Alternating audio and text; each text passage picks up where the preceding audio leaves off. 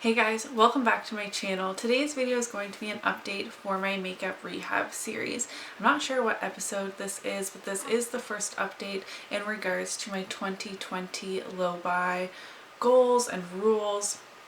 So this is going to be for both January and February, and then I'm hoping to get back into monthly updates, but we're still in this catch-up period here on my channel. I will link my intro to my 2020 goals up here in the cards for you to check out if you're unfamiliar with how I'm structuring mine.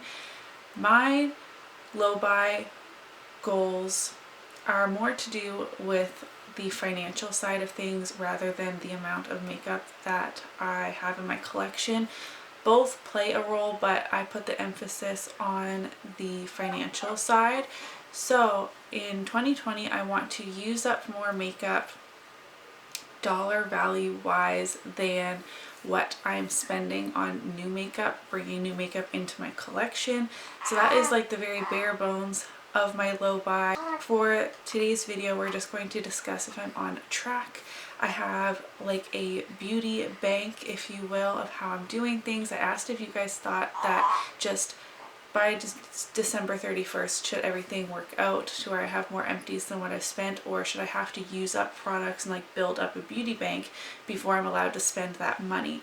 And I think it was Lulu who said that I should have to bank money, put money in my beauty bank before being able to spend it. So that is what we are doing. So I'm just going to jump right in. I only finished 3 makeup products in January and February. It was a very busy time in my life. So I was able to finish off the Maybelline Instant Age Rewind Concealer. This is in the Brightener shade, a non-cruelty free product out of my collection. To repurchase this would cost me $12.99.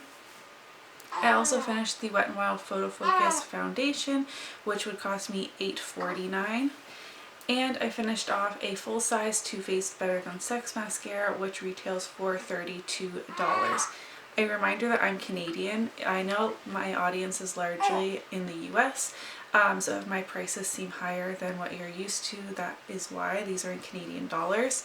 So the value of these 3 products is $53.48. So that was put into my beauty bank for January and February. And then my birthday is at the end of January, and I did receive some birthday money. I have 2 really big passions that are just for me, makeup being the biggest one, but I also really love reading.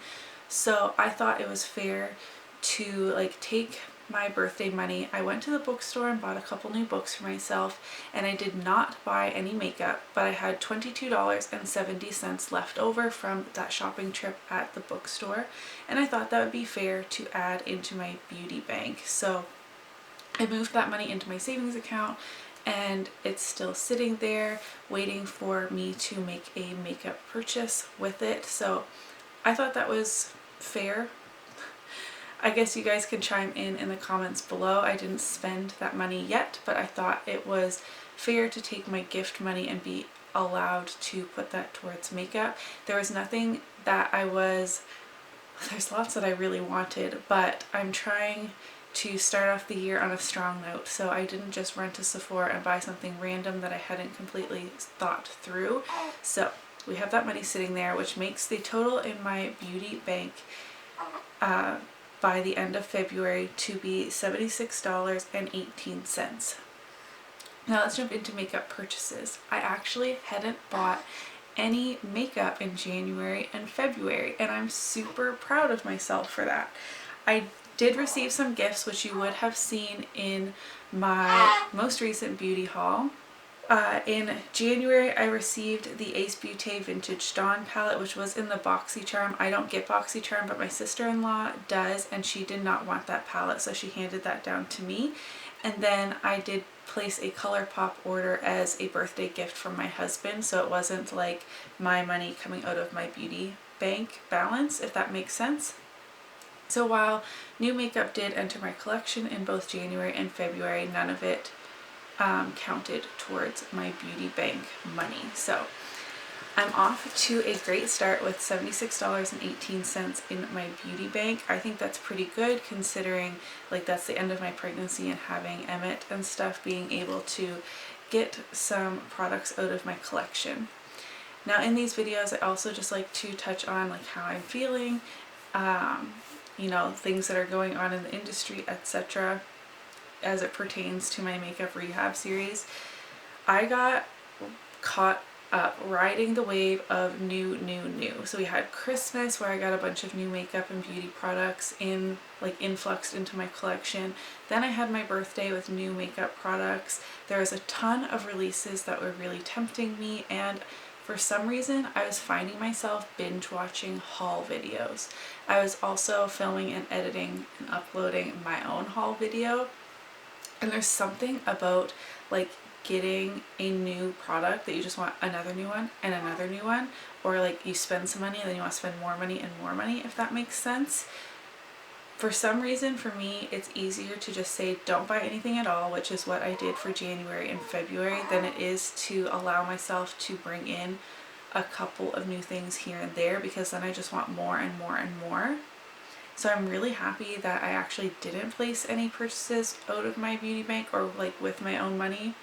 I mean, my husband bought a ColourPop order and we're married, but I hope you get what I'm saying.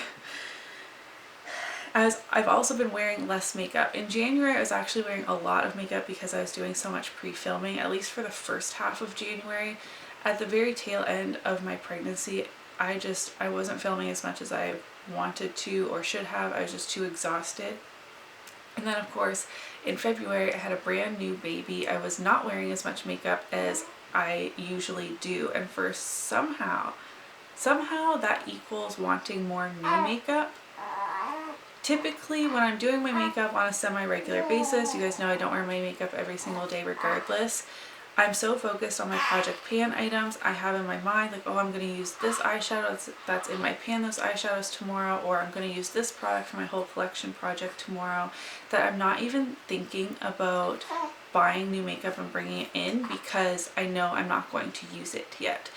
We did discuss this in more detail in my Shop My Stash series I just started, where I get too focused on project pan items that I don't allow myself to use new makeup, but it's also kept me from buying so much new makeup. But then not wearing hardly any makeup at all and not using my project pan items or any items in my collection somehow made me feel like I wanted more and more new products, and I really don't understand the psychology behind that. Thankfully, preparing for and then having Emmett is what really kept me accountable to my budget and not spending a bunch of money that I don't have or that I did have but shouldn't have been spending on makeup.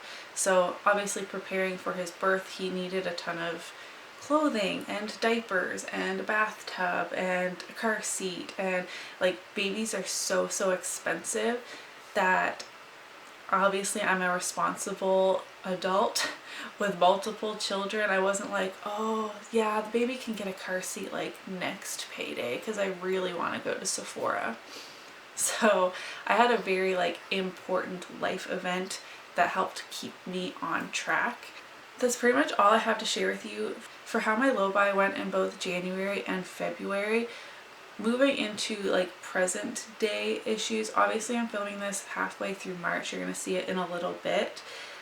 Stress has significantly impacted my spending habits in March, which I'm really not proud of, and we will definitely be assessing the damage, breaking it down in my next makeup rehab series.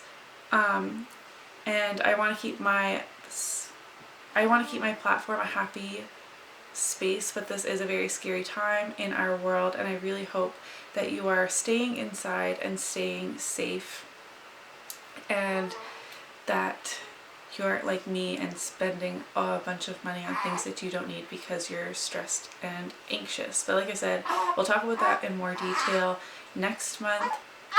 If you enjoyed today's video, don't forget to give it a thumbs up so that I know I gotta go get that baby. I'll see you in my next video. Bye!